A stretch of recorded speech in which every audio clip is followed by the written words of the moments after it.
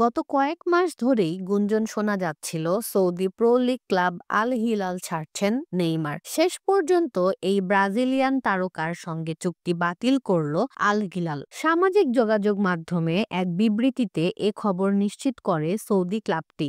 এর আগে নেইমারের শৈশবের ব্রাজিলিয়ান ক্লাব সান্তোস জানায় আল হিলালের সঙ্গে চুক্তি বাতিল করে তাদের ক্লাবে আসছেন নেইমার। রাত না পোহাতেই সামাজিক যোগাযোগ মাধ্যম এক্সে আল হিলাল জানায় আল হিলাল ক্লাব কোম্পানি এবং নেইমারের পারস্পরিক সম্মতিতে চুক্তি বাতিল করা হয়েছে। নেইমার ক্লাবের হয়ে যা করেছেন সেজন্য ধন্যবাদ, আমরা তার সাফল্য কামনা করি। 2023-এ পিএসজি ছেড়ে বছরে প্রায় 10.4 কোটি ডলারের চুক্তিতে সৌদি আরবে উড়ে যান নেইমার। তবে একের পর এক চোটের কারণে ক্লাবের হয়ে বলার মতো কিছুই করতে পারেননি 32 বছর বয়সী এই ব্রাজিলিয়ান।